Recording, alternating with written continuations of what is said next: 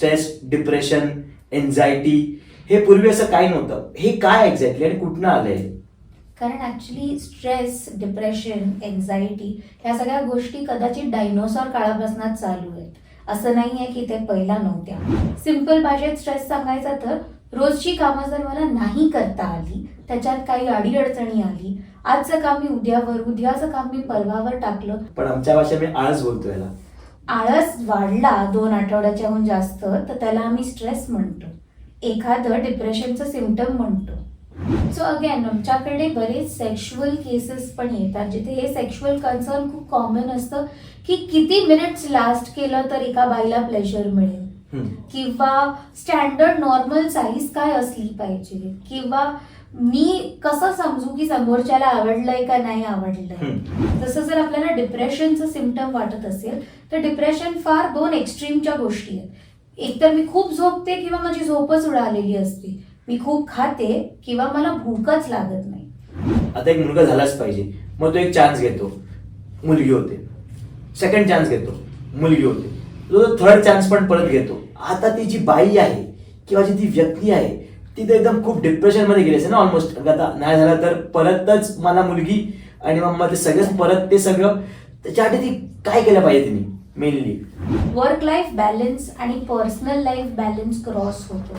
तिकडनं चालू होतं अडिक्शन, रिलेशनशिप इश्यूज, आणि त्या सगळ्यांमधनं येतं एक सगळ्यात मोठा प्रॉब्लेम ज्याला आपण म्हणतो एन्झायटी.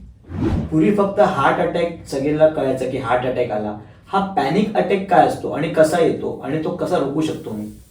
सो पॅनिक अटॅक किंवा एन्झायटी अटॅक हा खूप अंडर एस्टिमेट केलेला गोष्ट आहे. मी डॉक्टरकडे गेलो तर मला माहिती आहे की 200 रुपये घेणार तो एक फीस आणि मला 2-4 काहीतरी गोळ्या देणार. पण जेव्हा मी सायकोलॉजिस्ट किंवा सायकॅट्रिस्ट असा विचार करतो तर मला पहिला खिस्सा बघावा लागतो आपला, की मी याला अफोर्ड करू शकतो की नाही, किंवा मी जाऊ शकतो की याच्याकडे, की मी जाऊ दे रे, सोड ना, आपण काहीतरी माझ्या मनात राहू दे ना, मीच काहीतरी करतो. किंवा माझा मुलगा अरे हा असा का करतोय किंवा असं का आहे. लोक आपल्या भाषेमध्ये याला वेडा म्हणतात. म्हणजे याला दुसरं काय मी बघितलं नाहीये कुठलं अजून टर्म्स वगैरे. नॉर्मल आपल्याला डॉक्टर म्हणजे कोण MBBS माहिती की आजाराला ताप आला हेच आपल्यासाठी नॉर्मल. पण तुमच्याकडे कसं कनेक्ट व्हायचं किंवा त्यांनी ती हिंमत कशी कर तुमच्याकडे येईपर्यंत? गप्पा टप्पा ऐका बोला विचार बदला. नमस्कार मित्रांनो, स्वागत आहे आपल्या गप्पा टप्पा या पॉडकास्टमध्ये. आज थोडा मला पॉडकास्ट करताना थोडा स्ट्रेस आणि थोडा डिप्रेशन वाटत होतं, म्हणून मी एक सायकोलॉजिस्टला बोलवलं आहे. त्याचं नाव आहे ऋतिका खांडोल. नमस्कार ऋतिका खांडोल. नमस्ते करण. सर, एक पहिला प्रश्न मला विचारतो, सायकोलॉजिस्ट म्हणजे काय madam? Psychologist, counsellor, therapist, psychiatrist हे सगळेच टर्म्स आपण फार फ्रिक्वेंटली आजकाल ऐकलेत. सायकॉलॉजिस्ट ते असतात जे आपल्या मनाच्या गोष्टी बोलतात. थेरपीद्वारे तुम्हाला तुमचं मन मोकळं करायला आणि तुमच्या जे काही प्रॉब्लेम्स तुम्ही घेऊन येतात त्याच्याशी बोलायला हेल्प करतात. सायकॉलॉजिस्ट जे क्लिनिकल सायकॉलॉजिस्ट असतात ते टेस्टिंग करून आपल्याला पर्सनॅलिटी असेसमेंट, IQ टेस्ट या सगळ्यासाठी मदत करतात. सायकायट्रिस्ट मात्र औषधं देतात. जे सायकॉलॉजिकल इश्यूज असतात त्याच्यासाठी सायकायट्रिक इव्हॅल्युएशन जे म्हणतो आपण, हॉस्पिटलायझेशन वगैरे, तेव्हा सायकायट्रिस्ट कामाला येतात. सायकॉलॉजिस्टना कधी कधी लोक काउन्सिलर, थेरपिस्ट हे सगळ्या नावांनीही ओळखून असतात. ओके, या खूप चांगला लोकांना कळलं आता याच्यामुळे. तर थोडंसं याच्यावरती मी थोडं जातो. यंगस्टर जो आत्ताचा आहे ना, जो एक सर्वात सगळ्यांना माहिती आहे, स्ट्रेस हा सगळ्यांना झालाय. म्हणजे तो छोटा असो मोठा असो काही वयाचा असतो. स्ट्रेस हा शब्द पूर्वी नव्हता. स्ट्रेस, डिप्रेशन, एन्झायटी हे पूर्वी असं काही नव्हतं. हे काय एक्झॅक्टली आणि कुठनं आलंय? कारण ऍक्च्युली स्ट्रेस, डिप्रेशन, एन्झायटी ह्या सगळ्या गोष्टी कदाचित डायनोसॉर काळापासूनच चालू आहेत. असं नाहीये की ते पहिला नव्हत्या. फार पूर्वीपासनं हा कल्चर आहे जो वेस्टर्न कल्चर म्हणून ओळखला गेला. सायकॉलॉजी किंवा थेरपी हे सगळं फॉरेन कंट्रीजमध्ये कॉमन होतं. असं नव्हतं की ते कधीच नव्हतं आणि हल्ली आलंय. फरक फक्त एवढा आहे की भारतात आता त्याची अवेअरनेस वाढली आहे, त्याच्याबद्दलची जाणीव वाढली आहे. कारण का सुसाईड रेट बघा, फॅमिलीमध्ये होणारे प्रॉब्लेम्स बघा किंवा काही बघा, युजली आजकाल त्याला एक सोल्युशन आहे आणि एंड नाही. म्हणून ह्या सगळ्या गोष्टींना आपण परत हायलाईट करायला लागलो. नाही, पण पूर्वी पण तुम्ही जसं म्हणतायत हे सगळं डायनोसॉर काळापासून सुरूच आहे. तर पूर्वी याचं काय नाव होतं मग? ते आता आम्हाला नाही माहिती. ते आता हे नाव कुठनं आली, म्हणजे टर्म्स कुठनं आली, कशी आली? आता रीचही वाढलाय, ऍक्सेसिबिलिटी वाढली आहे. अगदी 4 वर्षाच्या मुलापासनं ते 94 वर्षाच्या माणसाकडे गुगल, जेमिनी AI हे सगळ्या गोष्टी आहेतच. त्यामुळे स्ट्रेस काय आहे, एन्झायटी काय आहे याबद्दल माहितीही जास्त येते. स्ट्रेस शाळेत शिकवला जातो, स्ट्रेसबद्दल आजकाल कॉलेज आणि ऑफिसेसमध्ये बोललं जातो. तो थोडा वाढला की डिप्रेशन, एन्झायटी, पॅनिक अटॅक ह्या सगळ्याबद्दल बोललं जातं. साधे सिम्पटम्स स्ट्रेस सारखे आपण ऍसिडिटी म्हणून थोडे दाबले जायचे पहिला, ते आत्ता अजून उभरून येतात आणि त्याला स्ट्रेस म्हणतात. सिंपल भाषेत स्ट्रेस सांगायचा तर रोजची कामं जर मला नाही करता आली, त्याच्यात काही अडीअडचणी आली, आजचं काम मी उद्यावर, उद्याचं काम मी परवावर टाकलं आणि ते वाढतच गेलं, मला नाही जमलं, रोजच्या गोष्टींबरोबर मी कोपअप नाही करू शकली, त्याला आपण स्ट्रेस म्हणतो. पण आमच्या भाषेत मी आळस बोलतो याला. आळस वाढला 2 आठवड्याच्याहून जास्त तर त्याला आम्ही स्ट्रेस म्हणतो. एखादं डिप्रेशनचं सिम्पटम म्हणतो. अच्छा, पण आम्हाला असं वाटत होतं की आपण आजचं काम उद्यावर टाकणं म्हणजे आळशी आहे, पण याच्या मागचा स्ट्रेस असा असतो का? आपण आळशी हे घरगुती टर्म म्हणतो. ह्याचं नेहमी असंच आहे, हा आळशीच आहे, ह्याचं रोजचं झालंय, हेच टर्म्स आपण घरी ऐकलेत. पण कधी हे बघितलंय का की 2 आठवडे झाले हा असाच बसलाय, 2 आठवडे झाले हा एकटाच बसलाय, याला असंच रडायला येतं, अचानक चिडचिडा झालाय. आपण स्वाभाविक घेऊन चालतो की चिडचिडाच आहे हा अशीच कटकट करतो, राग तर याच्या डोक्यावरच बसलाय. पण या गोष्टी जर रोजच्या आयुष्यात पहिला नव्हत्या किंवा आता वाढल्यात हे बघायच्या पुढे, विचार करायच्या पुढे स्ट्रेस, एन्झायटी, डिप्रेशन सगळे थांबलेले असतात. सो जेव्हा आपण सुरुवात कुठनं होते म्हणजे ह्या सगळ्या विषयाची? सुरुवात अशी काही नाहीये. एक छोटी गोष्ट सांगायची तर मला शाळेत किती मार्क मिळाले हे पहिला फक्त मार्कांसाठी होतं. आता तो माझा सिम्बल आहे, माझं वर्थ आहे. हे नाही मिळालं तर फ्रेंड्स सोडतील, शाळेत हसतील, बुली करतील, घरी गेलं तर पालक ओरडतील. कारण का पालकांना पण शर्माजी का बेटा सिंड्रोम झालाच आहे की सगळे सगळ्यांना कम्पेअर करतात, कोणाचं काय तर कोणाचं काय चालूच असतं. स्ट्रेस तिकडनंच सुरू होतो. एक साधी गोष्ट सांगितली तरी शाळेला प्रेफरन्स आहे. तुला आठवतंय का तुला कोणी शाळेला प्रेफरन्स दिलेला? या शाळेत जाशील का या शाळेत, हे कपडे घालशील का ते कपडे, हे मित्र हवेत का ते मित्र. आजकाल सगळ्यांना तिकडनं स्ट्रेस सुरू होतो. कॉलेज, काम, लग्न हे तर खूप नंतरचे पर्व आहेत.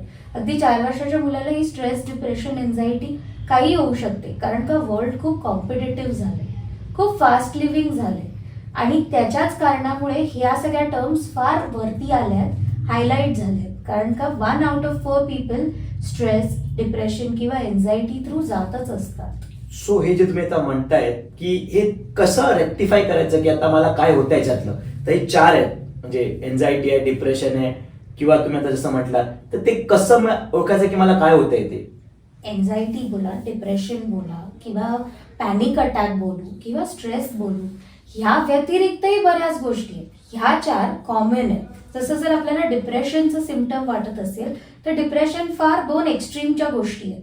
एकतर मी खूप झोपते किंवा माझी झोपच उडालेली असते, मी खूप खाते किंवा मला भूकच लागत नाही, मी कामच करू नाही शकत किंवा मी काम खूप करते सो दॅट मला रोजच्या आयुष्यातल्या गोष्टी बघायला वेळच राहत नाही. तसंच एन्झायटी, सारखं भीती वाटणं, विचाराच्या नदीमध्ये वाहत जाणं, ते थांबवताच न येणं, खूप खूप खूप घाम येणं, पॅल्पिटेशन्स म्हणजे हार्टबीट्स वाढणं, हे सगळे एन्झायटीचे सिम्पटम्स आहेत. आपण म्हणतो ना एक्झामला जी स्ट्रेस असतं किंवा एन्झायटी असतं त्याला आम्ही सायकॉलॉजिस्ट गुड एन्झायटी किंवा गुड स्ट्रेस म्हणतो. आज मॅथ्सचा पेपर आहे, मला तेवढा टेन्शन आलं, त्या टेन्शनमध्ये मी अभ्यास केला, परीक्षा दिली आणि उद्या तो टेन्शन घेतला नाही म्हणजे हेल्दी स्ट्रेस किंवा हेल्दी एन्झायटी. आणि ती असलीच पाहिजे, त्याच्यावरनंच आपल्याला कुठेतरी सक्सेसफुल किंवा अजून हार्ड वर्किंग कल्चर येतो. पण तेच जर मला आज पेपर संपला तरी त्याची भीती आहे, मार्क आले तरी त्याचंच चालू आहे, चालू चालू चालू. कुठलीही गोष्ट, स्ट्रेस असो, एन्झायटी असो, डिप्रेशन असो, 2 आठवड्याच्या वरती हे सगळे थोडे थोडे सिम्पटम दिसले की आम्ही नेहमी म्हणतो की सायकॉलॉजिस्ट एक कॉल अवे आहे. अगदी थेरपीला या, ऑनलाईन घ्या किंवा केवढे हेल्पलाईन आहेत तिथेही कॉल करा, ते 24 hours असतातच. बरोबर. पण असं कसं आहे ना, त्याच्यामध्ये कसं असतं की लोक काय बोलतील किंवा माझा मुलगा अरे हा असा का करतोय किंवा असं का आहे. लोक आपल्या भाषेमध्ये याला वेडा म्हणतात. म्हणजे याला दुसरं काय मी बघितलं नाहीये कुठलं अजून टर्म्स वगैरे किंवा शब्द पण नाही. अरे हा ते वेडा आलाय, हा कुठे झालाय डॉक्टर. जे कशा नॉर्मल आपल्याला डॉक्टर म्हणजे कोण MBBS माहिती की आजाराला ताप आला हेच आपल्यासाठी नॉर्मल. पण तुमच्याकडे कसं कनेक्ट व्हायचं किंवा त्यांनी ती हिंमत कशी कर तुमच्याकडे येईपर्यंत. सगळ्यात पहिला म्हणजे जोकच आहे, पण माझ्या घरी केवढे डॉक्टर असून पण त्यांना आधी वाटायचं की मी वेड्यांची डॉक्टर आहे. हे असं काही खरं नाही. मी माझ्याकडे काय रोज चालते फिरते चेन लागलेले वेडेच येतात असं काही नाही. उद्या तुला आणि मला, मी स्वतः सायकॉलॉजिस्ट असूनही मला सायकॉलॉजिस्टची गरज लागेल. कारण का मन मोकळं करणं हा सगळ्यांचा हक्क आहे आणि तो त्यांनी बजावलाच पाहिजे. आली गोष्ट कसं यायचं, कोणाला काय वाटेल. उद्या मला काही झालं, मी माझ्या आयुष्याचं बरं वाईट केलं, तरी तीच लोक असतील जी मला येऊन किंवा माझ्या घरातल्यांना येऊन बोलतील आणि तीच लोक असतील जी उद्या माझ्या क्लिनिकमधनं बाहेर जाताना लोकांना बोलतील की तू इकडनं गेलाय. त्यामुळे आपल्याला ठरवायचंय की लोक असेही बोलणार आहेत, असेही बोलणार आहेत. मी कुठल्या लोक काय बोलतील वरती लक्ष देऊ, रादर काच लक्ष देऊ. कारण का कुणीही येत नाही आपल्याला बघायला. आणि मुळात हा खूप मोठा विषय आहे की मला प्रॉब्लेम आहे किंवा माझ्या मुलाला प्रॉब्लेम आहे, माझ्या घरातल्या कोणाला प्रॉब्लेम आहे, हा प्रॉब्लेम मला वाटलाच नाही पाहिजे. मला जर उद्या तो प्रॉब्लेम वाटेल तर जगाला तर मी पूर्णच खुली सूट देते ना बोलायला की हिला प्रॉब्लेम आहे, हिचा मुलग्याला प्रॉब्लेम आहे. कशाला, प्रॉब्लेम नाहीच आहे. आणि ज्याला सोल्युशन असतो तो कधीच प्रॉब्लेम नसतो, ते सॉल्व्ह होणारी गोष्ट असते फक्त. पूर्वी फक्त हार्ट अटॅक सगळ्यांना कळायचं की हार्ट अटॅक आला. हा पॅनिक अटॅक काय असतो आणि कसा येतो आणि तो कसा रोखू शकतो मी. सो पॅनिक अटॅक किंवा एन्झायटी अटॅक हा खूप अंडर एस्टिमेट केलेला गोष्ट आहे. उद्या मला छातीत जळजळ झाली, छातीत दुखायला लागलं, कसं तरी होतंय, हार्टबीट फास्ट आहे, खूप घाम येतोय, हे सगळं झालं की माझं ECG काढतील, सगळं करतील आणि लास्टला लिहितील की सायकॉलॉजिस्टला भेटा किंवा सायकायट्रिस्टला भेटा. कारण का कदाचित एन्झायटी अटॅकही आला असेल. तोवर मला सगळं लावून झालेलं असतं. पॅन्डीची सलाईन, ECG, हे करा ते करा. मी ह्या सगळ्याला कमी लेखत नाहीये, पण ह्या सगळ्यात कुठेतरी सायकॉलॉजिस्ट, सायकायट्रिस्ट आणि मेंटल हेल्थ कमी लेखला जातो. आपल्याला 3 दिवस ताप आला, 3 दिवस डोलो घेतली की 4थ्या दिवशी आपण डॉक्टरकडे जातो. पण तेच मला वाईट वाटतंय, लो आहे, खूप भीती वाटतेय, खूप स्ट्रेस आहे, हे सगळं झालं तरी मी आतल्या आत एकलकोंड्यांनी स्वतःचं स्वतःकडे ठेवते. तर माझं म्हणणं एवढंच आहे की जसं आपण फिजिकल हेल्थ ज्याला शारीरिक स्वास्थ्य म्हणतो, तसंच मानसिक स्वास्थ्यालाही नीट घेतलं तर ते एकच आहे. एक साधा विषय द्यायचा तर तापाचा कुठलाही सिम्पटम नाहीये चिडचिड होणं, पण ताप आला की चिडचिड ही फ्रीमध्ये होतेच ना. दॅट इज बिकॉज कुठेतरी शारीरिक स्वास्थ्य ठीक नाहीये तर मानसिक स्वास्थ्याला फरक पडतो. तसंच मानसिक स्वास्थ्य ठीक नसेल तर शारीरिक स्वास्थ्यालाही फरक पडतोच. एन्झायटी, पॅनिक किंवा असं काही झालं की कुठे ना कुठेतरी बॉडी सिम्पटम्स दिसतात. जसं तू विचारलंस, पॅनिक अटॅक आल्यावर काय होतं, खूप घाम येतो, हार्टबीट्स खूप वाढतात, अगदी एवढं की आपण शिवर होतो, आपण जमिनीवर बसू, हॉट आणि कोल्ड फ्लॅशेस ज्याला आपण म्हणतो, खूप थंडी वाजते किंवा खूप जास्त घाम येतो. ह्या सगळ्यात हार्ट रेट थ्राईस वाढलेला असतो. हे सगळं एवढं होत असताना आपल्याला काय करायचं सुचत नाही, कारण का डोक्यातले विचार थांबत नाहीत. तेव्हा आपण जातो ना इमर्जन्सी मध्ये. नाही, पण आता समजा घरी आता कोणच नाहीये आणि असं काहीतरी होतंय तर ते काय करतील. आम्ही सिम्पल टेक्निक्सनी सुरू करतो, जसं की ब्रीदिंग एक्सरसाइज आहे, डीप ब्रीदिंग झालं, गायडेड मेडिटेशन झालं, किंवा सो मच सो की 99 पासून 1 उलट आपण गिनती सुरू केली, थोडा वेळ मिळतो, श्वासावरती आपलं ध्यान राहतं. आपण किती वेळा बघितलंय, आपले खूप जुनी लोक ध्यान करायचे, मेडिटेशन करायचे, योगा आहेत, आसनं आहेत. साधं एवढं की पाणी पिऊन 2 मिनिटं थांबलो तरी मदत मागू शकतो. खूप सिव्हिअर असेल तर ऑफकोर्स सायकायट्रिस्ट औषधही सांगतात. आपल्याकडे हेल्पलाईन नंबर आहेत जिथे आपण सायकॉलॉजिस्टशी बोलू शकतो आणि त्या काळासाठी मदत मागेस्तोवर मदत मागू शकतो. तुमचा आतापर्यंत तुम्ही अशी कुठली एकदम क्रिटिकल तुमच्याकडे केस आली आहे, तुम्ही अशी सॉल्व्ह केली आहे की अशी कुठली, अरे बापरे ही तर काहीतरी वेगळीच केस होती, अशी कुठली केस. सो युजली सायकॉलॉजिस्टचा रूल नंबर 1 हाच असतो, त्याला आपण म्हणतो गुप्तनीयता. कॉन्फिडेन्शियलिटी. अच्छा. मी सगळ्यांची तीच आधी साईन करते, जे पण मी म्हणतात ते. मात्र एक्झाम्पल्स देऊ हा. शकते की कसं काय होतं आणि त्यातनं आपण बाहेर कसे येऊ शकतो. साध्यातली साधी गोष्ट झाली तर पेरेंट्सच्या डिवोर्समध्ये लहान मुलांचं काय होतं, म्हणजे पेरेंट्स तर आपापला मार्ग बघतात, मुलांना फक्त पैसे दिले किंवा मेंटेनन्स दिले आणि मुलांचं ठीक होईल असं वाटतं, पण हे नेहमी असं असतं का? नाही. इथे कुठे ना कुठेतरी मुलांना अनवॉन्टेड फिलिंग येते, ॲबसेंट पेरेंट ज्याला आपण म्हणतो तिकडे निग्लेक्ट होतं. हे सगळं त्यांना वाटतं डिवोर्सच्या 2-3 वर्ष फरक पडेल, पण 4-5व्या वर्षी सगळं ठीक होईल हा जो एक विचार आहे तो विचार कुठेतरी नंतर त्यांना मोठा होऊन त्रास होतोच. त्यांना पार्टनर्सवरती विश्वास ठेवता येत नाही, त्यांची लग्नावरनं विश्वास उडालेला असतो. काही लोक खूप फिजिकल इंटिमसीसाठी जातात, तर काही लोकांना अगदीच ते नको हवं असतं. एक साधा डिवोर्स एवढं करतो. एक साधी गोष्ट सांगितली तर आपण शाळेत सगळे कोणा ना कोणावरती हसलो असू, फ्रेंड्सवरती उत्तर चुकीचं दिलं तर हसलो असू, पण आपण हा विचारच नाही करत की मी आज तुझ्यावर कदाचित हसली, पण त्याच्याचमुळे मला उद्या स्टेज फिअर झाला, मला कॉन्फिडन्सच नाही राहिला की मी स्टेजवर जाऊन बोलू शकीन किंवा मी 4 लोकांच्या डोळ्यात डोळे घालून काही करू शकेन. छोट्या छोट्या गोष्टी आहेत, छोटे छोटे केसेस आहेत. आणि असं आहे की कुठली सिव्हिअर आहे कुठली नाही असं नाही, पहिले पाऊल घेतलंच आहे आपण मदत करायला तर सगळे सिव्हिअरिटी समजूनच सॉल्व्ह करणं बेटर असतं. आणि सॉल्व्ह, फिक्स हे सगळे शब्द आहेत. खरं सांगायचं तर हे आपणच आपल्यासाठी ठरवतो की काय करायचं. आम्ही कधीच ॲडवाईस, सजेस्ट असं नाही करत. आम्ही फक्त तुम्हाला जे हवं असतं त्यावरच बोलून जे आपले थॉट्स, इमोशन्स आणि बिहेवियर एकनिष्ठ होऊन आपल्याला चांगले डिसिजन्स घ्यायला मदत करतात त्यांनाच फक्त स्ट्रेट लाईनमध्ये आणतो. ओके. थोडं अजून याच्यावरती मी लग्नाचा विषय काढला म्हणून थोडा विचारतो याच्यावरती की आपल्याकडे एक सिंपल विषय आहे, म्हणजे की मुलगी वयात आली किंवा मुलगा वयात आला, लग्न करून द्यायला तो काय काम करतोय, की ती मुलगी काय काम करते की नाही करते, तिला काय करायचं आहे, तिचे स्वप्न काय आहेत किंवा त्या म्हणजे काय स्वप्न आहेत ते काय नाही बघत आपण. लग्न करून द्या, सगळं नीट होईल. लग्न करून दे, मग लग्न झालं की मग आता घरचे बोलतील मग मुलगा होऊ दे. त्याच्या म्हणजे ह्याच्या समजा आता मी काहीतरी डिप्रेशन मध्ये चाललो आणि मी लग्न करतोय तर ते कितपत योग्य आहे? हा मेथच आहे ना, मॅरेज कॅन फिक्स एव्हरीथिंग.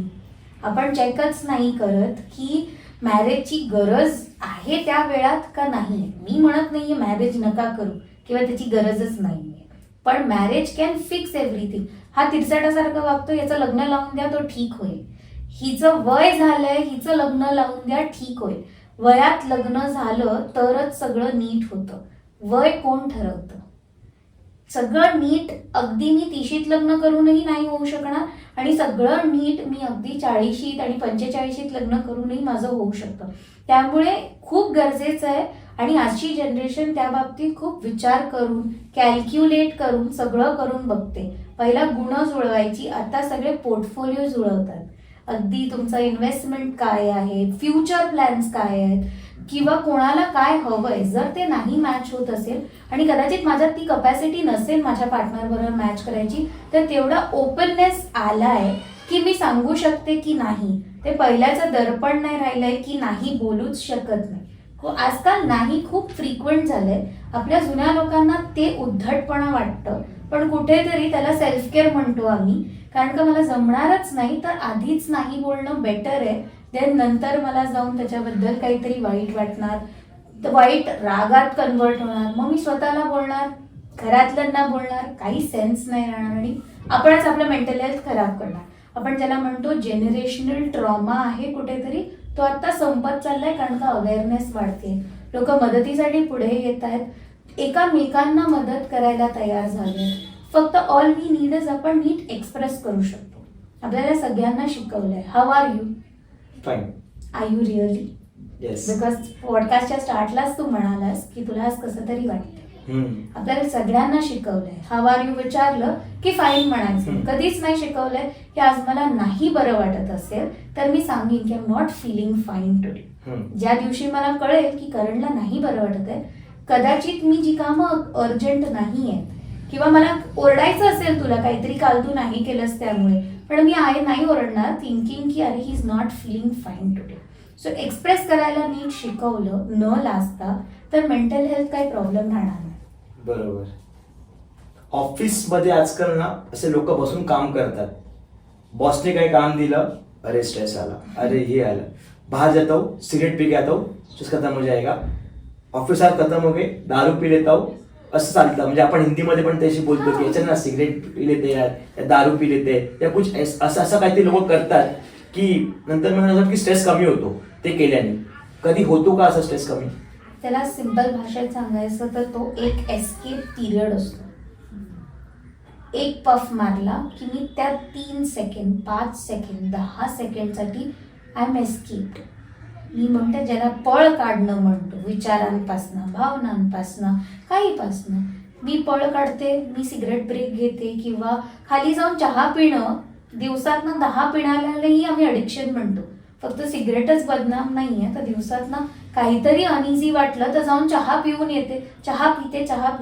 चहा पिल्याने काम काही कमी होणार नाहीये, स्ट्रेस कमी होणार नाही, काही नाही. पण तो 5 मिनिटाचा ब्रेक मला त्या सगळ्या गोष्टींपासून ब्रेक देतो. आणि तोच ब्रेकला आपण खूप सवय लागली की पळ काढणं म्हणतो किंवा एस्केपिझम म्हणतो. तेच आपण अल्कोहोल, सिगरेट्स ह्याच्यानी म्हणतो. कारण का एक्सेस केलं की कुठेतरी आपण एका वेगळ्या दुनियेत जातो आणि ती दुनिया आपल्या प्रॉब्लेम मला दुनियेला मॅच होते. प्रॉब्लेम्स तिथेच राहतात. त्या क्षणासाठी मला फक्त मोकळं वाटतं, हलकं वाटतं. म्हणजे तुम्ही आहात तुमच्यासारखे जे आहेत तज्ञ, ते अशी हेल्प करतात का सोडवायला असे कुठले? हो, जेव्हा आपल्याला वाटतं की सोशल ड्रिंकिंग एक असतं की आज ऑफिसची पार्टी आहे, मी गेलो, एखादं घेतलं. मी प्रमोट नाही करत आहे अल्कोहोल, सिगरेट्स किंवा काही, पण आजकालच्या कल्चरमध्ये एखादं घेऊन थांबण्याला तरी पण हेल्दी म्हणतात.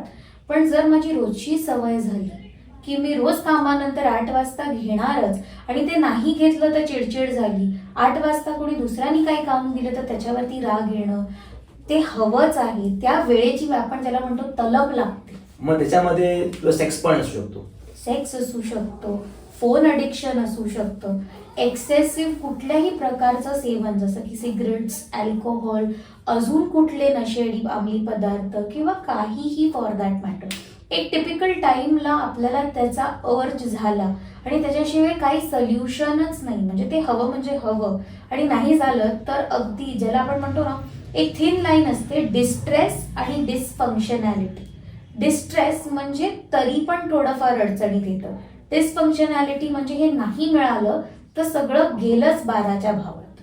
जर तसं काय व्हायला लागलं तर आपल्याला परत मदतीची तर गरज लागतेच. कारण का कुठेतरी ती सवय आणि ती लत, सवय आणि लतच्या मध्ये पण जी फरक आहे ती क्रॉस होत जाते. मग जसं तू म्हणाला सेक्स झालं, पॉर्न झालं, आजकालची मुलं खूप व्हिडिओ गेम्स खेळतात, ऑनलाईन गेमिंग करतात, त्या नादात कधी कधी सायबर बुली होतं, त्या नादात कधी कधी अकाउंट हॅक करून करणं झालं, excessive use of social media झालं. या सगळ्यांनी पण तर स्ट्रेस येतं. मी पोस्ट टाकला तर लाईक नाही आलं, लाईक आले तर कमेंट नाही आले, इनफ रीच नाही आले. ह्या सगळ्या गोष्टी कुठे होत्या पहिल्या स्ट्रेस व्हायला? एक टाइम होता जेव्हा आपण खेळायला जायचो. आता एक टाइम आहे जेव्हा आपण नेटफ्लिक्स वरचा तो ठराविक शो रिलीज होईल त्याच्यासाठी थांबतो. सो तो फरक तर आहेच ना. आपण कधी एरवी वेटलिस्ट नाही करत, पण कुठल्याही कॉन्सर्टच्या तिकीटसाठी वेटलिस्ट मध्ये राहतो. ते टाइम अँड नाव फोटोज टाकतोच ना. सो डिफरन्सेस ऑफकोर्स आहेत. बट जसं आपण म्हणतो time changes, problem changes, problem remains constant. वेळ बदलत राहते, प्रॉब्लेम्स बदलत राहतात.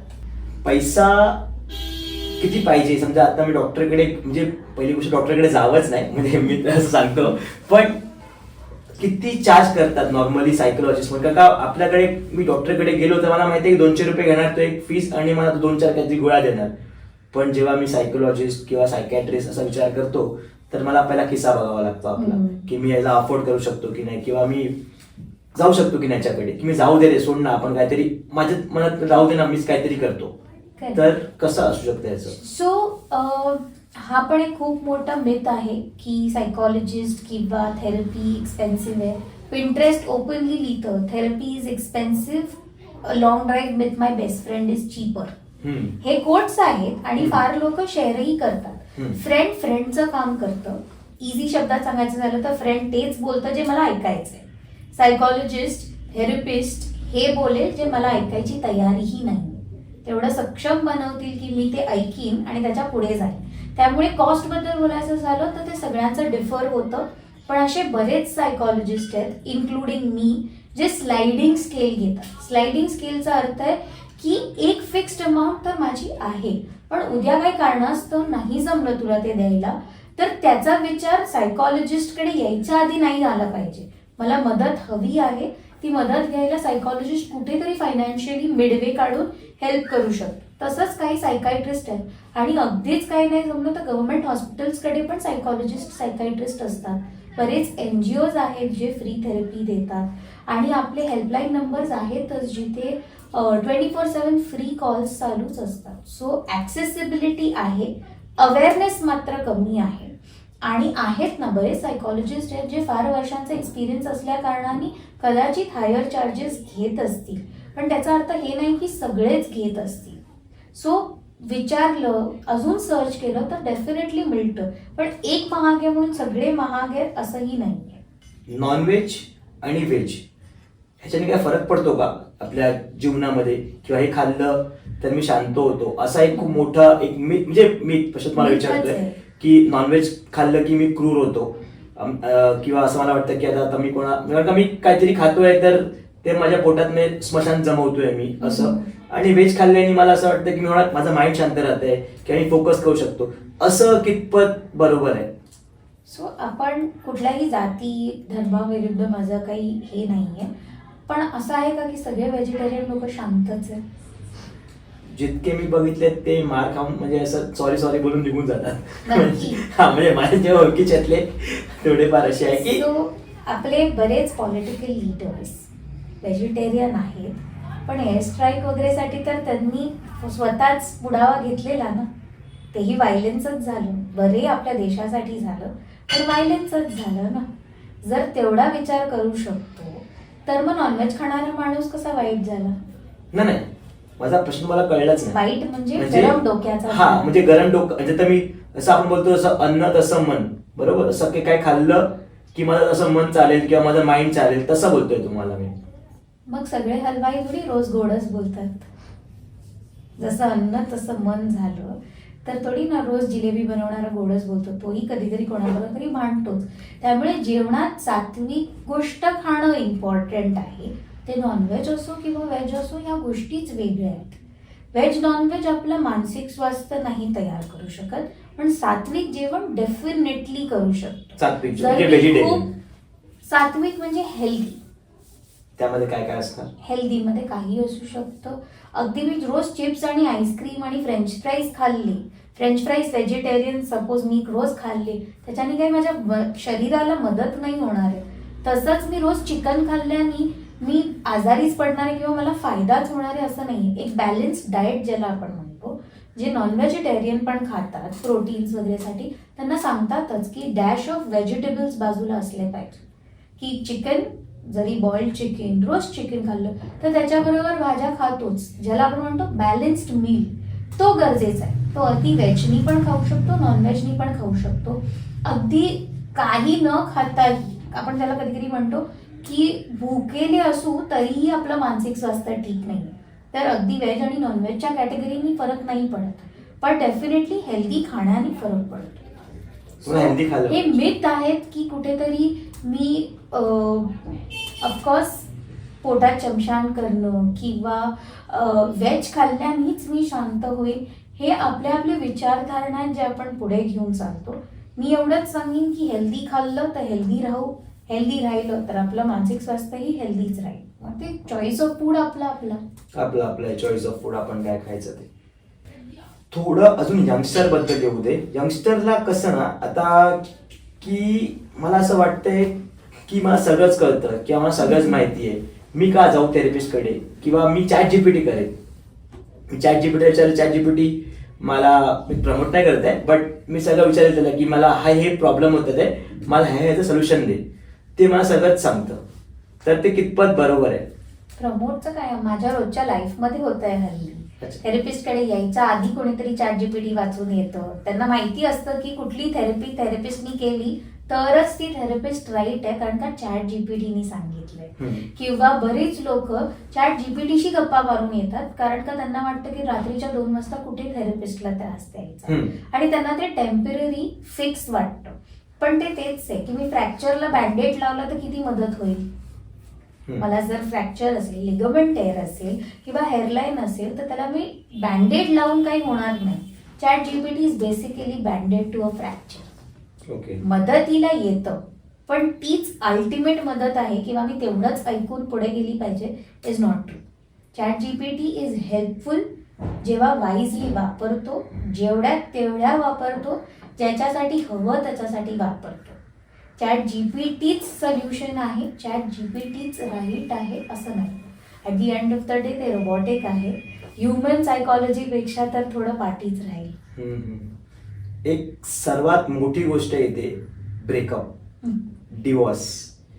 त्या विषयामध्ये असं होतं की त्या माणसाला असं वाटतं की सुसाईड करावं, किंवा आता मला माझं आयुष्य संपतं सगळं, आता मी काय करू, किंवा मला काय समजत नाही काय करावं, आता पुढचं माझं कसं आयुष्य होईल. कारण का आपण ती व्यक्ती किंवा त्यासाठी आपण सगळं केलं असतं फुल लाईफ, आणि तीच व्यक्ती आपल्याला सोडते किंवा डिवोर्स होतो किंवा ब्रेकअप होतो. त्यावेळेला ॲज अ थेरपिस्ट आता कोण तुम्हाला अफोर्ड नाही करू शकत, पण आपला कोण कार्यक्रम बघतोय तर त्यांना तुम्ही कसं सांगणार, कसं गाईड करू शकता? सो रिझन काही असो, जर ते सुसाईडच्या विचारावरती पण येत आहे तर ही गोष्ट नेहमी आपण लक्षात ठेवली पाहिजे की आपण यात एकटे नाही आहोत. मदती आहेत, लोक आहेत, आणि हा लास्ट चान्स नाही, पण ऑलवेज सेकंड लास्ट चान्स आहे. सो काहीही विचार करायच्या आधी एक स्टेप पाठी घेऊन, अगदी घरातल्यांचं काय, कोणाचं काय किंवा काय या विचाराच्या आधी मला मदत मिळू शकते हे माहिती असणं फार गरजेचं आहे. आला प्रश्न डिवोर्स किंवा ब्रेकअप, आपण विचार करतो की ह्या व्यक्तीशिवाय माझं आयुष्यच काय आहे, कारण का आपला फर्स्ट थॉटच तो येतो प्रेमात की दिस ऑर नथिंग, हीच व्यक्ती माझं सर्वश्रेष्ठ सगळं. पण मी नेहमी म्हणते रिलेशनशिप्स इन जनरल, कोणाचीही कशीही, मैत्री असो, अगदी गर्लफ्रेंड बॉयफ्रेंड असो, नवरा बायको असो, 20 वर्षाचं लग्न असो किंवा 20 दिवसाचं रिलेशनशिप असो, जोपर्यंत रिस्पेक्ट आणि कम्युनिकेशन आहे तोपर्यंत तुमचं नातं आहे. जेव्हा ते रिझेंटमेंट किंवा रागात जातं, रोज बघून मला याला मारावं असं वाटतं पण याच्याबरोबरच राहावं असं वाटतं, तिथपर्यंत येऊनच देऊ नका ते नातं. आणि आजकाल पहिला डिवोर्स हे खूप मोठी गोष्ट होती, आजकाल ती कॉमन व्हायचं कारण एवढंच आहे की लोक प्रेफर करतात की मलाही त्रास नको व्हायला आणि मी ज्याच्यावर प्रेम केलंय त्यालाही त्रास नको व्हायला. कारण का शब्द बोललेली लक्षात राहतात, ते फिलिंग्स पुढे घेऊन चालतात, त्यामुळे ते कोपअप करायला वेळ लागतो. कारण का असं बघितलं तर नातं एक सवयच असतं, सवय तुटायला किंवा सवय चेंज व्हायला वेळ लागतो, पण असं नाहीये की त्या सवयीशिवाय राहता येत नाही. तर नाती तुटली पाहिजेत हे असं नाहीच आहे, पण ती फोर्सफुली वापरली किंवा फोर्सफुली चालवली, खेचून खेचून खेचून ताणून ती पुढे पुढे करत जाणं ही बरेचदा अर्थ नाही. प्रयत्न हा आपण नेहमी करावा, पण तो प्रयत्न जोपर्यंत दोन्ही एंडनी सेम पॉवर आणि कपॅसिटीनी करता येईल तोपर्यंतच करावा. थोडं याच्या पुढे नातं वाचवायला मध्ये येतो इगो. इगो म्हणजे असं मध्ये येतो की मी आता एवढ्या याला बोलली आहे, एवढ्या याला केलंय, तर आता मी परत कसं जावं याच्याकडे किंवा कसं बोलावं, मध्ये इगो येतो. मग ह्याच्यामध्ये तुमचा काय हेल्प असतो का, तुमचा काय इनपुट असू शकतो का? ऑफकोर्स आमचा हेल्प बोलू शकतो, इनपुटसाठी तर आमचा तेवढा हक्कच नाहीये कोणाच्या नात्यात, पण इनपुट एवढाच आहे की जिथे इगो येतो तिथे नातं नसतं, नात्यात इगोची जागाच नाहीये. आणि कधी काही गोष्टींमुळे, बोललेल्या किंवा घडामोडींमुळे जर तो आलाच मध्ये, तर आपल्याला मन मोकळं करून आणि हलकं करून कळतंच की एक साधा प्रश्न डिवोर्सवरती आलेल्या कपलला जेव्हा विचारलं की याच्या 4 चांगल्या गोष्टी सांगा जिच्यामुळे हे नाते एवढे दिवस राहिले, तर ते सांगताना त्यांना रडायला येतं की, किंवा डिवोर्सला मीडिएशनला जरी बसले तरी तेव्हा माझी बायको किंवा नवरा रडला तर बाजूनी हात येतोच ना पुढे पकडायला. हेच तर छोटे क्यूज आहेत की कदाचित ही गोष्ट चालू शकते, कदाचित आपण इगो किंवा आत्ता झालेल्या सिच्युएशनल गोष्टींमुळे ही तोडतोय, पण तेच कधी कधी ती रडतीये किंवा तो रडतोय तरी मला नाही काही वाटत आहे, तेव्हाही समजलं पाहिजे की कुठेतरी कोणतरी थकलंय, नाही तो हात पुढे जात आहे, तर ती वेळ, तो स्पेस देणंही तेवढंच गरजेचं. म्हणजे कॉईनचे दोन्ही साईड्स असतात. असं नाहीये की तो नेहमीच राहतं, पण असंही नाहीये की ते नेहमीच तुटतं. हे साधे छोटे छोटे गेस्चर्सच आहेत ज्याच्यावरनं आपल्याला समजतं की इगो वगैरे काही नाहीये, हे टेम्पररी आहे. राईट. तुम्ही असं बोलले की आपण बँडेड लावतो, म्हणजे ChatGPT हा बँडेड आहे, तर ह्याच्यावरतीच थोडं, आता सपोज मी त्या वेळात जेव्हा मी माझा ब्रेकअप होतोय किंवा डिवोर्स होतोय, तुमच्याकडे आलो आणि मी तिला हात वगैरे केला, असं बाबा थोडं नकोस, आपण पुढे चालूया, परत तेच मी करतो, परत तुमच्याकडे येतोय, परत तुम्ही मला सांगतात की असं असं असं आहे, परत मी गेलो की परत तेच करतो. सो कितपर्यंत आपण थांबवावं किंवा कितपर्यंत आपल्याला कळतं की आता भास झालं, किंवा तुमचं पण असं वाटतं, असं होतं ना की अरे यार मी कुठे अडकवलं याला किंवा तिला, असं तुमच्याकडे होत असं ना कधी कधी की आता ह्या कोणाला एक्झिट घ्यायचंय, दोघांविषयामध्ये एक्झिट घ्यायचंय, तरी पण थांब ना अजून, म्हणजे आपण त्याला काउन्सिल करतो, आपल्याला असं वाटतं की राहू दे ना, तुम्ही ऍडजस्ट करा एकामेकाला, चला त्यांनी 1 वर्ष काढलं, परत तो तेच, परत किंवा ती तेच, कारण का म्हणजे बोलतो ना आपण शेपूट ते, ती एक सायकल आहे. हा, तर ते कसं, ती सायकल तू आणि मी नाही वाचवू शकत, ती तेच 2 लोक वाचवू शकतात ज्यांना ती वाचवायची. उद्या मला माझं नातं वाचवायचं म्हणून मी सायकॉलॉजिस्टकडे गेली, सायकॉलॉजिस्टनी सांगितलं, मी गोष्टी केल्या, 3 वर्ष कशी बशी माझी सुधारून गेली, 4थ्या वर्षी परत तेच झालं. काय कारणाने झालं? टाळी 2 हातांनी वाजते. एक तर दोघांनीही काहीतरी केलंय, किंवा मी 3 वर्ष कदाचित असंच करत गेलोय चालवायचंय म्हणून, किंवा काहीतरी नवीन झालंय. नेहमीच गोष्ट आहे जी इव्हॅल्युएट होऊ शकते, पण कुठेतरी जर मीच आज सुधारते आणि उद्या परत तेच करते, तर प्रॉब्लेम माझ्यात आहे.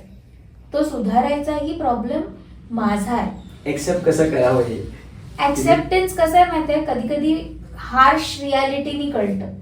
एक नातं तुटलं, दुसरं नातं तुटलं, तिसरं नातं तुटलं, मग कुठेतरी जाऊन त्यांना कळतं की अरे हा तर माझा पॅटर्न आहे. मग जाऊन कुठेतरी त्यांना वाटतं की मी जाऊन पाठच्यांना सॉरी बोलावं, किंवा मग मला त्रास होतो की पॅटर्न तर कळतोच, वर मला कळतं की मीच वाईट आहे, माझं काहीच नाही होऊ शकत. हे सगळे थॉट्स यायला लागतात, मग तेव्हा मी डिप्रेस होतो. तेव्हा मला अजून एकटं वाटतं. जेव्हा मला डिप्रेस होतो किंवा नाही होत, हे तर सगळ्यांवरतीच आहे, पण हो मला सिम्पटम्स वाटतात, मग मी येतो की परत सायकॉलॉजिस्टकडे परत येतोय. आणि हल्ली आम्ही नेहमीच, म्हणजे मी तर आता 8.5 पावणे 9 वर्ष झाले प्रॅक्टिस करते, मी नेहमीच सांगते काही झालं फ्रेंडला फोन करायच्या आधी करा ना हेल्पलाईनला फोन, 24 तास अवेलेबल आहे. गव्हर्नमेंटचे पण आहे ज्याला आपण टेलिमानस म्हणतो, किंवा बरेच अनेक हेल्पलाईन नंबर्स आहेत जे 24 आवर्स चालू असतात. तिकडे बोला आणि मग करा फ्रेंडला फोन, कारण का फ्रेंडला फोन केलं की काही ठराविक उत्तर आहेत, असं काही नाही. सगळ्यांचं असंच होतं, तुझं माझं सेमच आहे. कधी ब्रेकअप झाला तर ती तशीच होती, मला माहिती होतं प्रॉब्लेम त्याच्यातच आहे, काही नाही सगळं ठीक होईल, चल आपण बिअर प्यायला जाऊ, नाक्यावर भेट, एक स्मोकर, ठीक होईल. हे सोल्युशन्स नाही आहेत, हे आपल्याला ऐकायच्या गोष्टी आहेत. सोल्युशन कदाचित सायकॉलॉजिस्ट देईल वरती, किंवा तो विचारेल की एक्झॅक्टली काय होतंय, हे आधी पण असं झालंय का, आधी झालंय तर काय असं केलं ज्याच्याने बरं वाटलं, किंवा काय असं केलं ज्याच्याने ते अजून हाताबाहेर गेलं, फिसकटलं. ह्या सगळ्या छोट्या छोट्या गोष्टी आणि घडामोडी आपण एकत्र बोलून थेरपीद्वारे कुठेतरी समोरच्याला मदत करतो. बरोबर. पण थोडं अजून डीप जाऊया, खूप मस्त तुम्ही काढलं ते. म्हणजे आता जे मी तुला बोललो की मी त्यांना बोललो किंवा दुसऱ्या कोणाला बोललो, ते सगळ्यांना लागू होणार नाही ना. सगळ्यांचे वेगळे वेगळे प्रॉब्लेम असतील किंवा प्रॉब्लेम सगळे सेम असतील, पण ह्याला काहीतरी वेगळं लागतंय किंवा त्याला, तर ते तुम्ही कसं डिफरन्शिएट करतात की बाबा ह्याला हे केलं आणि हे असं झालं पाहिजे. सो बेसिकली थेरपी जे मी जास्तीत जास्त करते त्याच्यात कसं असतं की आपण पहिल्या 1-2 सेशनमध्ये ना हिस्ट्री घेतो. हिस्ट्रीवरनं कळतं की पहिला माझं बालपण कसं होतं, माझ्या घरातल्यांनी मला कसं लहानाचं मोठं केलंय. जर मला लहानाचं मोठं करताना खूप स्ट्रिक्ट एन्व्हायरमेंट होतं, तर कदाचित मला आत्ता थोडं हलकं सोडून बोललेलं समोरच्याला बरं वाटेल. कधी सप्रेस्ड आहे तर कधी काय आहे. आम्ही हेही विचारतो की काय वेगळं वाटतंय, झोप बदलली आहे तर ती कधीपासून बदलली आहे, कशी बदलली आहे, भूक बदलली आहे तर ती कशी बदलली आहे. स्वभाव कसा बदललाय, चिडचिडा झालाय का, काय झालंय का, त्यातनं कळतं की माणूस असा होता, आत्ता असा वागतोय, ही गोष्ट झाली आहे त्याच्यामुळे असे. बरेचदा काय वेळी आपल्याला माहिती नसतं काय झालंय ज्याच्यामुळे मी असं वागतोय. मग तेही शोध लावतो आपण कुठे ना कुठेतरी वळून फिरून आणि आपण बोलतो. पण प्रत्येकाला डेफिनेटली वेगळंच असतं. म्हणजे आम्ही ज्याला म्हणतो ते अगदी क्राफ्ट करायला लागतं, टेलर मेड ज्याला आपण म्हणतो.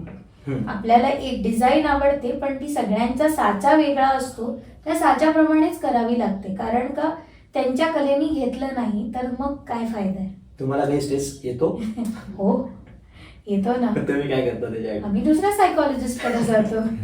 आम्ही तर नेहमीच ओपनली बोलतो. आम्ही म्हणजे मी आणि माझ्याबरोबर जेवढे कलिग्स किंवा माझे फ्रेंड्स जे या फ्रटर्निटीमध्ये आहेत, आम्ही नेहमीच प्रमोट करतो आणि मी स्वतः ओपनली बोलू शकते की मीही थेरपिस्टकडे जाते. असं नाही आहे की मला थेरपिस्ट लागत नाही किंवा काय, आणि मला थेरपिस्ट लागते म्हणजे मला प्रॉब्लेम आहे असं नाही, पण कुठेतरी सगळ्यांनाच मदत होते मोकळं करायची. सो आम्ही आमच्या सिनियर्सकडे सुपरविजनला जातो, म्हणजे केसेस डिस्कस करायला किंवा कुठल्या केसेसमध्ये काही कॉम्प्लेक्सेस असेल तर ते डिस्कस करायला किंवा थेरपी घ्यायला. एक सांगा ना कुठला केस आम्हाला, म्हणजे आम्हाला तुम्ही कसं काम करता ते कळेल. सो सिम्पल एक्झाम्पल द्यायचं झालं तर कॉर्पोरेट कल्चर ज्याला आपण म्हणतो, जिथे थ्रो अंडर द बस किंवा माय बॉस टोल्ड मी म्हणून मी केलं पण ते नंतर माझ्याच अंगावर आलं. डेडलाईन्स किंवा वर्क लाईफ बॅलन्स आणि पर्सनल लाईफ बॅलन्स क्रॉस होतो.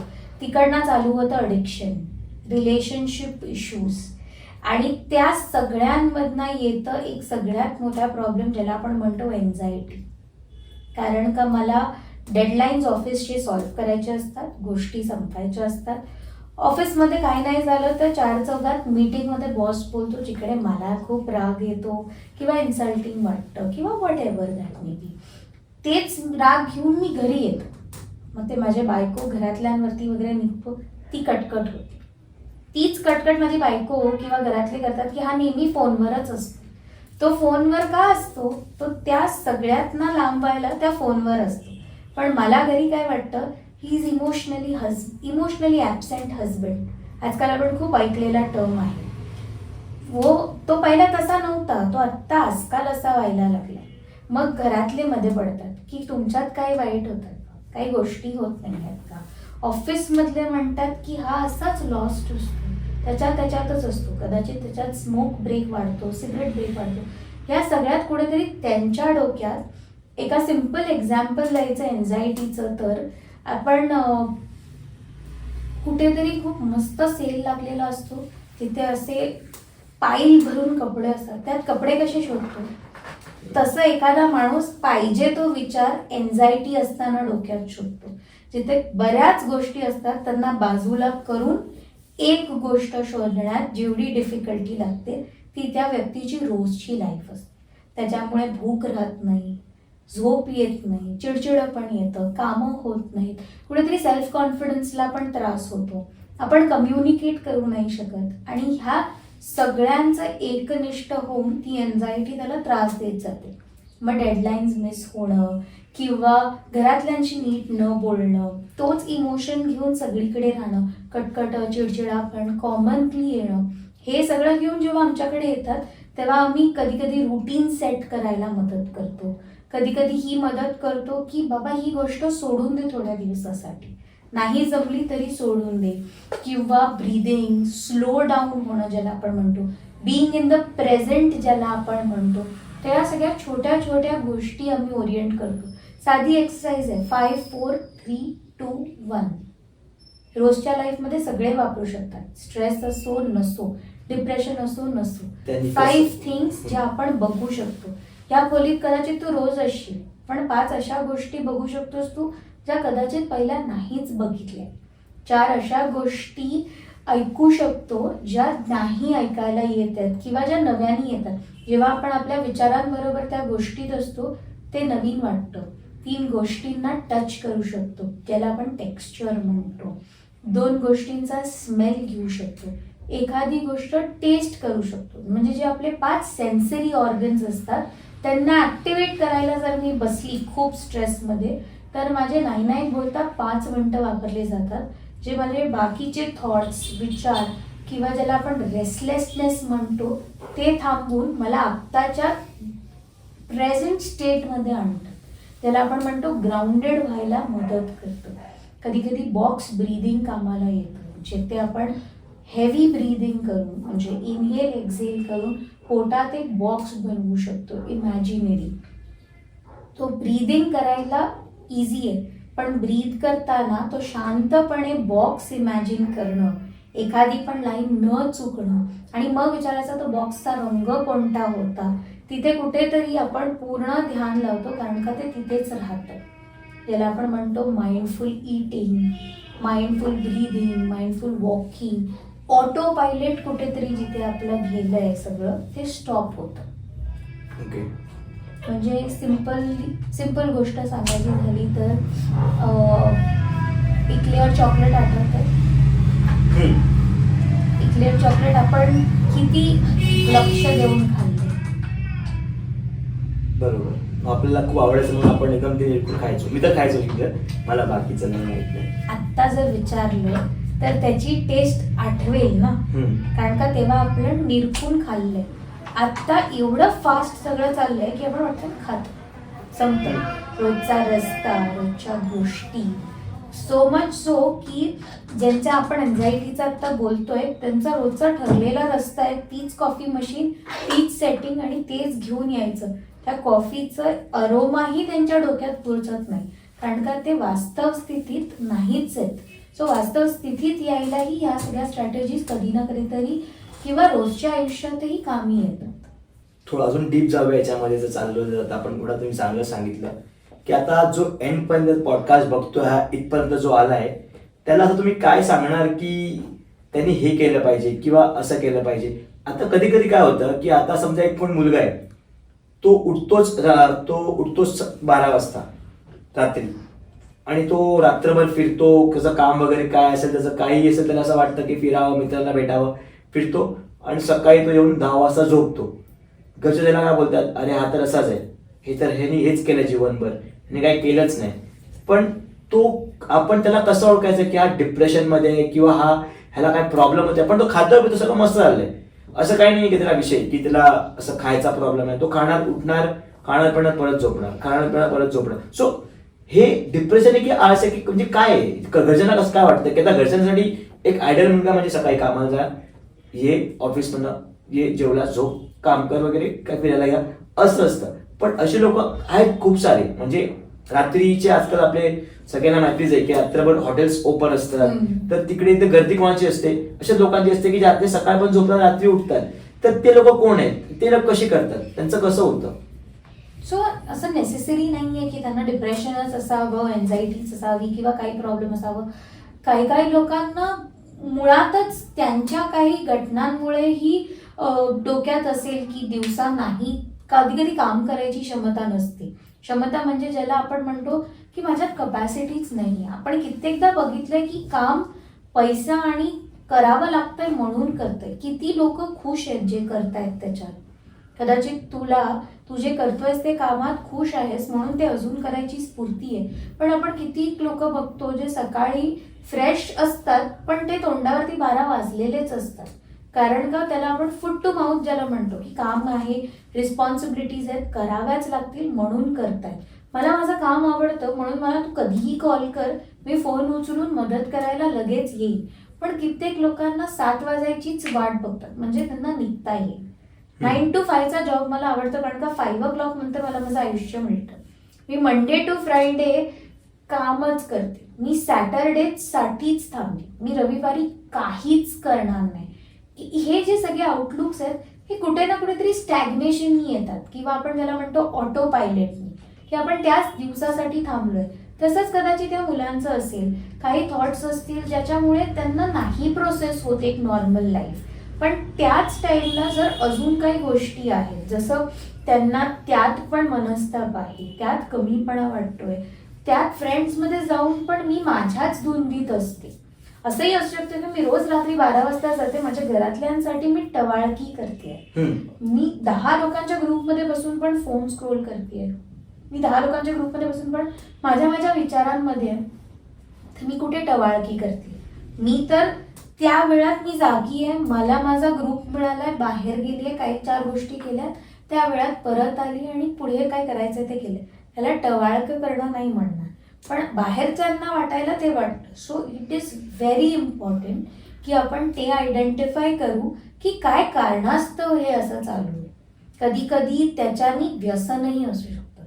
कधी कधी मी तो ऑनलाईन गेम त्यावेळीच खेळायचा आहे म्हणून मी त्या वेळातच बाहेर जाते. कधी कधी माझ्या फ्रेंड्सनाच ती वेळ असते म्हणून मी त्या वेळात बाहेर जाते. कधी कधी मला घरी झोप येत नाही किंवा घरातला ॲटमॉस्फिअर तसा नाहीये की मला घरी सगळे आल्यानंतर घरी बसावंसं वाटतं म्हणून मी बाहेर जाते. कारणं असायला खूप आहेत आणि नेहमीच ती डिप्रेशन, एन्झायटी किंवा काही नसले पाहिजेत. पण जर त्याच्यातल्या काही सिम्पटम्स असतील तर अगेन मदत तर आहेच, तर ती आपण घ्यायची. सुशांत सिंग राजपूत सगळ्यांचा ते ओळखीचा चेहरा आहे, सुसाईड केलं ते. कितपत तुम्हाला वाटतं ते झालं आहे किंवा तुमचं काय मत आहे त्याच्यावरती? सो अगेन नेहमीच सगळे हसणारे हॅपी असतात असं नाही. आणि सुशांत सिंग राजपूत किंवा अजून बरेच केसेस आहेत जिथे सुसाईडबद्दल आपण ऐकलंय. सो एखादा माणूस काय विचार करून कधी ते करतं ते कळतच नाही. सुसाईड एक अशी फ्रजाईल गोष्ट आहे ज्याला आपण म्हणतो की ती कधीही कशीही कोणावरही येऊ शकते. आज मी कदाचित बोलते, उद्या मलाही विचार येऊ शकतो, पण हा विचार यायच्या आधी आपल्याला नेहमी लक्षात असलं पाहिजे की there is always a second last chance. हा लास्ट चान्स नाहीये आणि हा विचारावरती मला कोणतरी इमिडिएटली हेल्प करायला आहे इज व्हेरी सेफ. म्हणजे तेवढाही विचार आला ना, कदाचित मी आजची गोष्ट उद्यावर टाळू शकेन. तो विचार तुम्हाला ते करायला भाग पडतं.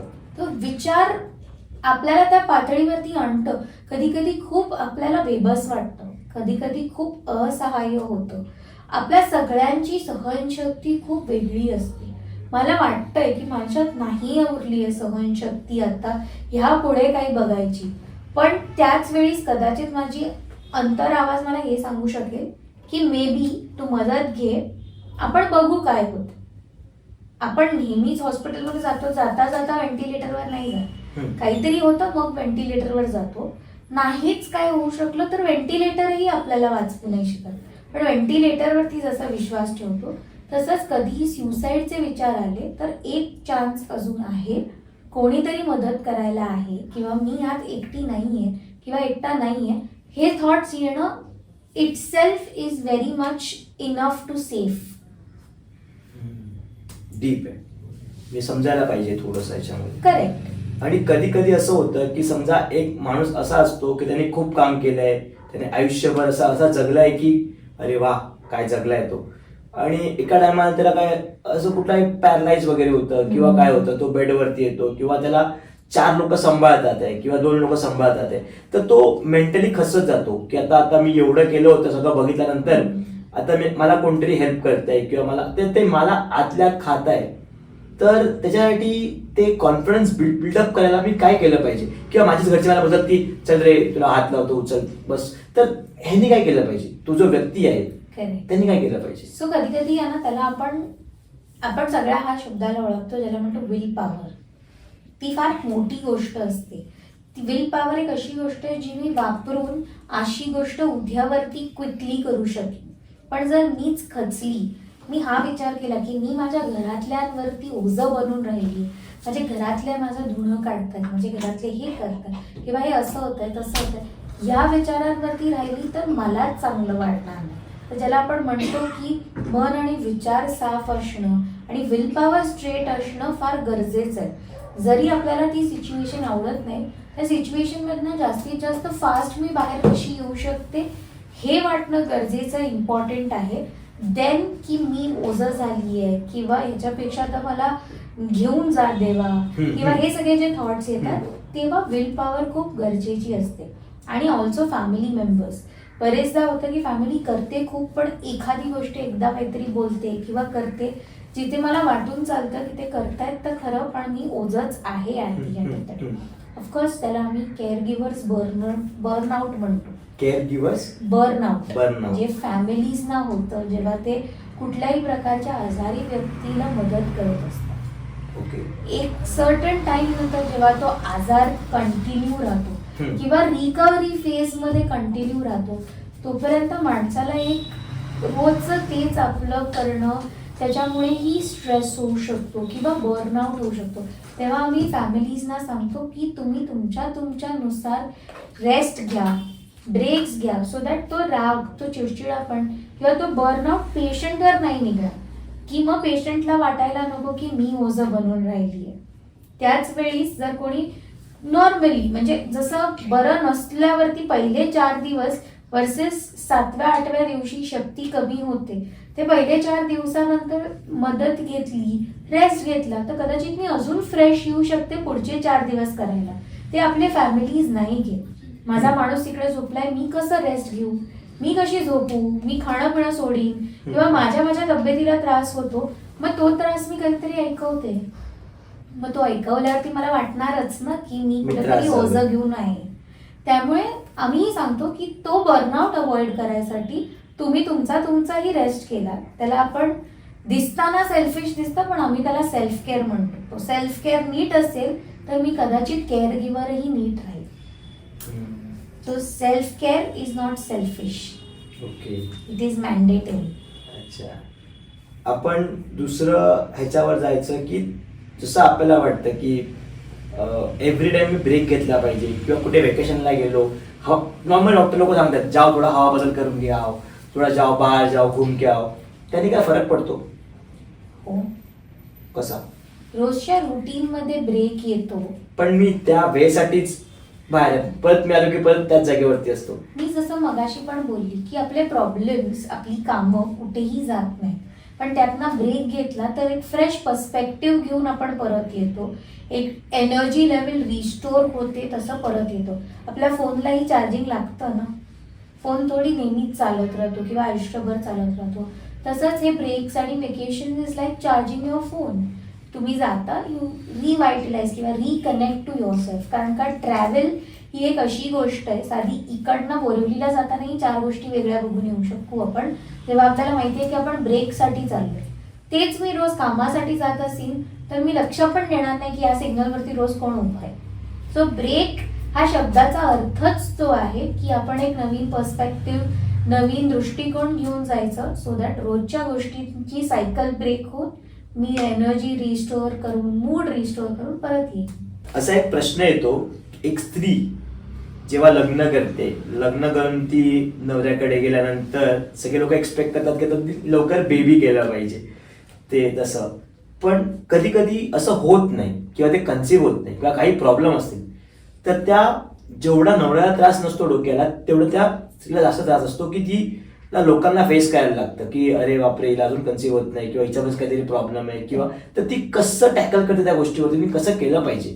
सो प्रेग्नन्सी किंवा कन्सीव्ह करणं हा फारच नेहमी डेलिकेट विषय स्त्रियांना जास्त राहिलाय आणि तो फार काळापासून राहिलाय. एक टाइमलाईन असतं ज्याला आपण म्हणतो बॉडी क्लॉक. आजकाल लोक एग फ्रीज करतायत त्याच गोष्टींसाठी. अर्ली मेनोपॉज येतोय किंवा तो एक कॉन्स्टंट प्रेशर, म्हणजे ते असं आहे की टाइमलाईन आहे, लग्न झालं मग आता गुड न्यूज कधी. ती गुड न्यूज आहे की नाही आहे हे कोणाला बघायचंच नाहीये. कधी कधी बॉडी साथ देत नाही, कधी कधी त्यांना हे बघायचं नसतं की कदाचित त्यांच्या मुलामध्ये काही कमी आहे किंवा कधी कधी एवढा प्रेशर असतो की नॉर्मली नाही होत आहे तर IVF कर, अजून कुठले कुठले ट्रीटमेंट्स आहेत ते कर. पण त्या ट्रीटमेंट्सचे साईड इफेक्ट, तो ट्रीटमेंटचा प्रेशर, ते पूर्ण एंड करेपर्यंतचा प्रेशर, ह्याच्याबद्दल कोणी म्हणतच नाही. प्रेग्नेंट झाली मी, पोस्टपार्टम बद्दल तर कोणी बोलतच नाही. बेबी कन्सीव्ह केल्यानंतर ज्याला आपण म्हणतो पोस्टपार्टम डिप्रेशन, जे ऑलमोस्ट सगळ्या आयांना आलेलं. Change in lifestyle, change in body, change in routine, ह्या सगळ्यांनाच पोस्टपार्टम होतो, पण कोणी त्या सगळ्याबद्दल बोलत नाही. सो हे सगळे फेज जे आहेत हेही खूप क्रिटिकल फेज असतात एका बाईच्या आयुष्यात. कारण का मी आई नाही होऊ शकत इज ॲज गुड ॲज तू या जगात का आहेस. तो प्रेशर इझी नाहीये. किंवा कोणाला कॉन्स्टंटली आवडेल? कधी होणार? गुड न्यूज कधी देतेस? त्याचं काय, ह्याचं काय? आजकाल तर बऱ्याच बायका वर्किंग वुमन आहे, वर्किंग अथवा नॉट वर्किंग. आई बनणं हे फुल टाइम आहे. कोणी चेकच नाही करत की तिच्यात तेवढी मेंटल क्षमता आहे का, तेवढं बँडविथ आहे का. घालून पाडून बोलतात, हिला होतच नाही, हिला नकोच बोलवा, काही काही फंक्शन्सना नाही बोलवत, किंवा एखादी गोष्ट हिला नाही जमणार, हिला नाही. जर तिला मुलगा नाहीये किंवा मूल नाहीये किंवा ती प्रेग्नेंट नाहीये तर हिला काय करणार, आई म्हणणं काय असतं. किंवा बरेचदा आपण हिचं लग्न नाही झालंय किंवा हिने मुलं नाही सांभाळली तर हिच्याकडे मुलांना सोडून जायचं का नाही जायचं एवढ्यापर्यंतचा विचार करतो. पण काही कोणाला फिक्स मॅन्युअल दिली आहे का? काही बेस्टच वागायची नाही. सगळे शिकतात, सगळे आपापली स्पेस वापरतात, पण कोणी त्या गोष्टीचा विचारच नाही करत. बरेचदा तर बायकाच दुसऱ्या बायकांना ह्या सगळ्या गोष्टी घालून पाडून बोलतात. पण ह्या साध्या गोष्टी आहेत ज्याचा आपण विचार केला पाहिजे की नाही होते तर नाही होते. कधी कधी बॉडी नाही साथ देत, कधी कधी औषधं घेऊन पण ट्रीटमेंट नाही होत. कारण का आपण म्हणतो IVF किंवा बाकी सगळ्या ट्रीटमेंट्स, मला बरीच मुलं माहिती आहेत, माझ्या घरीही IVF ट्रीटमेंट केलं, पण तो इंजेक्शन घेतल्यानंतरचा प्रेशर वेगळा असतो. कारण का आपण त्या चान्स ऑफ कन्सिव्हिंग वरती स्ट्रेस करतो. जर मला कन्सिव्ह झालं, ही प्रेग्नंट झाली, तर ते सांभाळणं, की मला 9 महिने ते नीट सांभाळावं. ते झाल्यानंतर जर मी डिलिव्हर केलं आणि बाळ क्रिटिकल निघालं तर NICU मध्ये बघणं, ह्या सगळ्या गोष्टी फार वेगळ्या आहेत. आणि आजकाल पहिल्यासारखं प्रेग्नन्सी नाही राहिलंय की प्रेग्नेंट व्हा, मूल काढा आणि सगळे बघून घेतील. आजकाल मुलं एक पर्टिक्युलर अमाऊंट असल्यानंतरच प्रेग्नन्सी विचार करणं हा कॉमन ट्रेंड झालाय. ज्याला आपण फॅड म्हणतो ती नेसेसिटी आहे. कारण का काय अर्थ आहे की मी ज्यांना जन्म घेते त्याला माझ्या प्रॉब्लेम्समुळे सफर करू. त्यामुळे फार गोष्टी बदलल्या आहेत आणि त्या गोष्टी चांगल्या गोष्टींसाठी बदलल्या. जिथे आपण जेनेटिक्स चेक करतो, जिथे आपण जर एखाद्याला व्यसन असेल तर ते चेक करतो, फायनान्सेस चेक करतो. त्यामुळे थोडं एकमेकांवरती विचार करूनच कमेंट करणं फार गरजेचं आहे. सो मूल और नो मूल, आपण पहिला हे विचार केला पाहिजे की आपण सगळे पहिला ह्युमन बिईंग्स आहोत. सो माणसाने माणसासारखं वागलं तरच बरं वाटतं. नाहीतर ते तसंच बोलतो ना ज्याला आपण की मी तशीच वागीन जसं मला वागवलेलं आवडेल. अजून एक थोडं याच्यावरती बायकांचं झालं, मुलांना पण नवऱ्यांना पण एक असा प्रेशर असतो बिफोर सेक्स. म्हणजे आपण बोलतो ना की मला एक प्रेशर आहे यार, परफॉर्मन्स एन्झायटी. एक्झॅक्टली. हा, तुम्ही त्यांच्या टर्म्स वेगळे असतील पण आपल्या याच्यामध्ये सेक्स आणि हे असं असतं. तर परफॉर्मन्स एन्झायटीला कसं हे तुम्ही काय हेल्प करू शकतात का, किंवा अशी कुठली प्रॅक्टिस त्यांनी केली पाहिजे? सो अगेन आमच्याकडे बरेच सेक्शुअल केसेस पण येतात जिथे हे सेक्शुअल कन्सर्न खूप कॉमन असतं की किती मिनिट्स लास्ट केलं तर एका बाईला प्लेजर मिळेल, किंवा स्टँडर्ड नॉर्मल साईज काय असली पाहिजे, किंवा मी कसं समजू की समोरच्याला आवडलंय का नाही आवडलंय. ते सगळे प्रश्न कॉमन आहेत कारण का इन्फॉर्मेशन एव्हरी सेकंड साईड वेगळी देते. अगदी गुगल आणि विकिपीडिया ही वेगवेगळं सांगतं. विकिपीडिया सांगेल 3 to 5 मिनिट्स इज नॉर्मल, तर गुगल सांगेल 2 to 4 minutes is normal. Normal is जिथे तुम्ही प्लेजरेबल फील करता तुमच्या पार्टनर बरोबर. There is no set normal standard. आणि परफॉर्मन्स प्रेशर कमी करण्यासाठी सगळ्यात पहिली गोष्ट असते की तुम्ही दोन्ही पार्टनर्स कन्सेंच्युअली कम्युनिकेट कराल की तुम्ही कुठे आहात. If it is good it needs to be appreciated.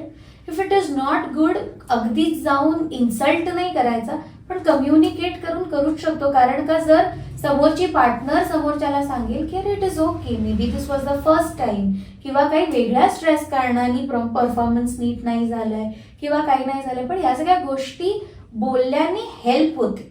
मी जज केलं तर उद्या समोरचा तसंच खचत राहणार आहे आणि परफॉर्मन्स डेटोरिएटच होत जाणार. मग आपण काय बोलतो की अरे माझी सेक्स लाईफ बोरिंग आहे. पण जर ती बोरिंग आहे मी दुसऱ्यांना सांगू शकते, तर मी माझ्या स्वतःच्या पार्टनरला का नाही सांगू शकत. तसं मी बोलली, रिलेशनशिपमध्ये कम्युनिकेशन खूप इम्पॉर्टंट रोल प्ले करतं. मग असं तुम्ही काय असं थेरपीमध्ये तुम्ही असं काय करतात का की त्यांनी वर्क केलं पाहिजे किंवा ह्या गोष्टीवरती फोकस केलं पाहिजे किंवा हे सेक्स करताना आपण काय विचार केला पाहिजे? ऍक्च्युली थेरपी ह्याच्यात खूप मोठा रोल प्ले करते, बिकॉज काय गोष्टी आहेत ज्याच्यामुळे परफॉर्मन्स अफेक्ट होतं हे तुम्ही थेरपीत खूप ओपनली बोलू शकता. की मला ह्या गोष्टीचा स्ट्रेस होता, पण कदाचित मी बरेच दिवस माझ्या पार्टनर बरोबर सेक्स केलं नव्हतं, तीही मागत होती म्हणून मी केलं. पण जर मी नाहीये त्या स्टेटमध्ये तर मी सांगू शकते ना की बाबा आज नको, उद्या नको. पण मी भीतीपोटी कधी कधी आज नको उद्या नको करते, कारण का माझा लास्ट परफॉर्मन्स चांगला नव्हता. मग तेही जर मी माझ्या पार्टनरला विचारलं की अरे की मला ना लास्ट टाइम, कधी कधी मलाही माहिती असतं की माझा परफॉर्मन्स चांगला नाही झालाय, पण मी ते ओपनली सांगत नाही का ती काय बोलेल, तो काय बोलेल. पण मी हे ओपनली सांगितलं तर कदाचित आम्ही दोघंही बेटर परफॉर्म करू शकतो. नाही, पण थोडंसं अजून याच्यामध्ये की असा कुठला एक्सरसाइज वगैरे येतो का किंवा परफॉर्म करताना माझ्याकडे असं कुठलं हे काय थॉट ठेवू शकतो का माइंड मध्ये? अगेन सी ऍक्च्युली हे खूप पर्सन टू पर्सन डिफर होतं, कारण का काही लोकांनी स्ट्रेसमध्येच चालू केलेलं असतं. काही लोकांना स्ट्रेस असतो की माझा हा लास्ट शॉट आहे, आता माझी बायको प्रेग्नेंट झालीच पाहिजे. कधी कधी फर्टाईल विंडो आहे, कधी कधी if you are not married ही भीती आहे की आत्ता कॉन्डम स्लिप झाला तर झालंच. म्हणजे अनवॉन्टेड प्रेग्नन्सी असो किंवा प्लॅन्ड प्रेग्नन्सी असो, दोन्ही स्ट्रेसवाल्याच गोष्टी आहेत. पण ते थोडं माइंडफुली जर आपण सेक्समध्ये घेतलं तर कदाचित मी खूप एन्जॉय करू शकेन, कारण का सेक्स अशी गोष्ट आहे जी आपण एन्जॉय आणि प्लेजरसाठी करतो, ना की स्ट्रेस आणि टार्गेट किंवा डेडलाईन क्रॉस करायसाठी. सो फार इम्पॉर्टंट आहे की ती जी गोष्ट जशी आहे तशी करावं, ना की काही गोल ठेवून करावं किंवा प्रेशरमध्ये करावं. जसं आपण बोलतो की तू डान्सरही आहेस, तुला डान्स करायला आवडतो, म्युझिक कुठलीही लागली तरी तू मजा करू शकतोस. पण मी उद्या तुला सांगितलं तुला जिंकायचं आहे आणि त्याच्यासाठीच कर, तर तो प्रेशरमध्ये तू करू शकशील का तुझ्या मनाने डान्स?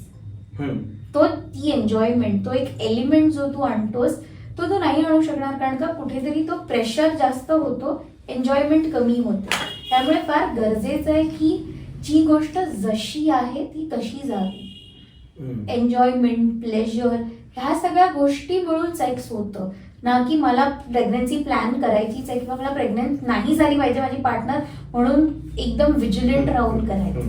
मुलगा सगळ्यांना हवा असतो, बुढापेका सहारा मुलगा असं म्हणतो आपण. आजकाल मुली पण आहेतच. पण कसं वाटतं की नवऱ्याला कसं वाटतं की घरच्यांना कसं वाटतं की नाही आता एक मुलगा झालाच पाहिजे, मग तो एक चान्स घेतो, मुलगी होते. सेकंड चान्स घेतो, मुलगी होते. तो थर्ड चान्स पण परत घेतो. आता ती जी बाई आहे किंवा जी ती व्यक्ती आहे ती तर एकदम खूप डिप्रेशन मध्ये गेली असेल ना ऑलमोस्ट. आता नाही झालं तर परतच मला मुलगी आणि मग ते सगळं परत ते सगळं. त्याच्यासाठी ती काय केलं पाहिजे तिने मेनली? सगळ्यात पहिला तर तो जमाना कधीच नव्हता. आपण फक्त विचार करत होतो की फक्त मुलांनीच वंश चालवलाय किंवा घरातल्यांना बघितलंय. नेहमीच बायका आणि माणसं सेम पातळीवर असतात जेव्हा आपल्याला आपले घरातले सांभाळायचे असतात, आणि हे आपण सगळ्यांनी आपल्या घरी बघितलंय.